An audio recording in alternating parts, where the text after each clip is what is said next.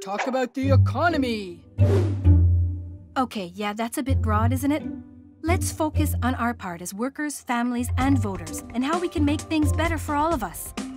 Lately, I'm hearing people say things like, "We can't afford unions anymore. They're hurting the economy." I hear it on the news, from some politicians, and even from family members.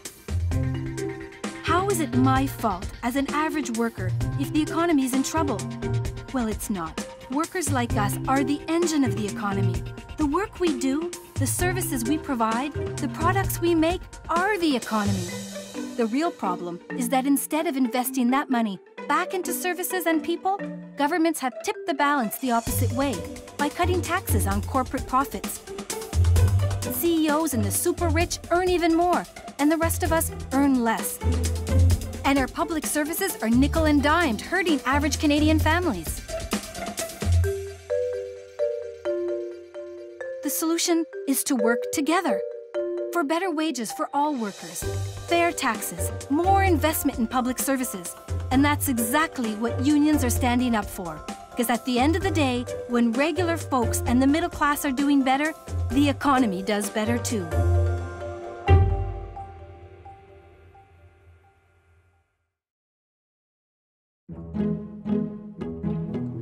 Creating a fairer, stronger economy. The answer isn't magic. It's decent wages, public services, and fair taxes. In a race to the tax bottom, Canadian governments at all levels have been lowering taxes for corporations. Tax cuts and loopholes have meant $60 billion less in revenue in the last 5 years. Corporations now pay less than their American counterparts. Politicians think corporations will take their savings from tax breaks and pass them along by hiring more of us regular folk and paying us more. But they don't. They keep it for themselves, for wealthy shareholders, and for big fat bonuses for CEOs who, by the way, are paying less in taxes. To pay for these tax cuts, governments go deeper into debt and make us pay with cuts to public services like healthcare and education. If the wealthy and corporations pay their fair share, we reduce government debt and keep public services working. That's a fair economy. And you know what? It's also a strong economy. See? It's not magic.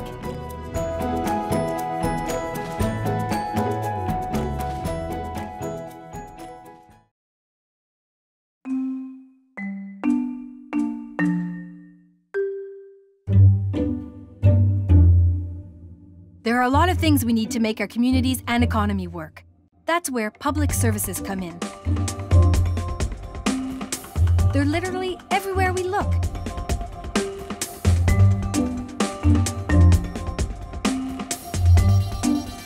They drive 25% of our economy, and in public hands, they're safer, more effective, and more accountable. Private services are more expensive and not as good. When we privatize services, money that could go back into making services even better goes into for-profit corporate hands.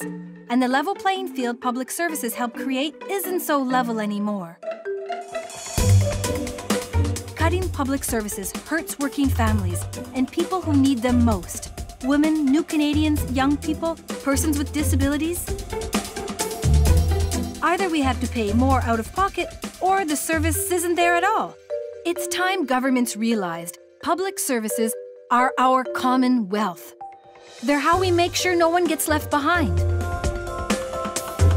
Public services make the economy fair and strong.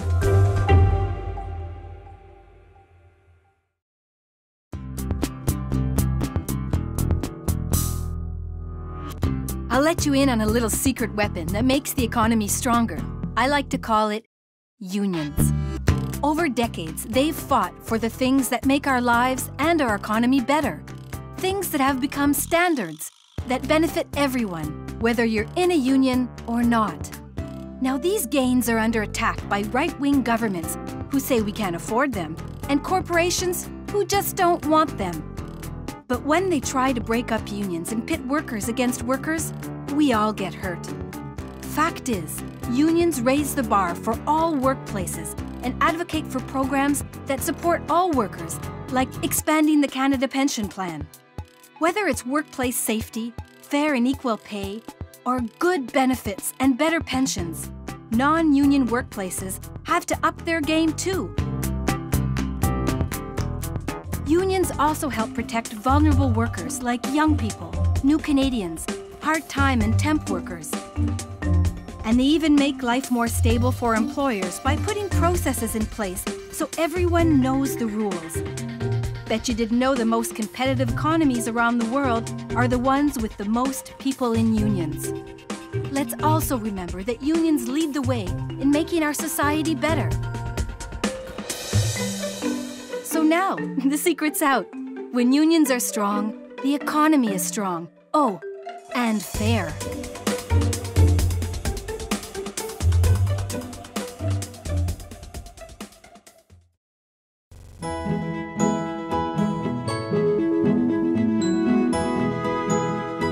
The idea that if we allow corporations and the wealthiest folks to get richer, that somehow we'll all be better off, is as realistic as, well, a unicorn.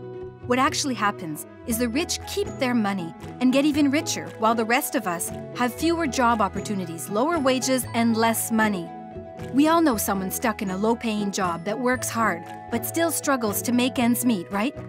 It doesn't make sense, and it isn't right. We need to stand up, stand together to demand an economy that works for everyone, to elect more people who believe in a fair economy, to tell our governments to make taxes more fair, to invest in public services, and to keep building strong unions so all workers earn a decent wage, so our money stays in our communities. So there you have it. A strong economy is a fair economy, and a fair economy is the best way to a strong economy.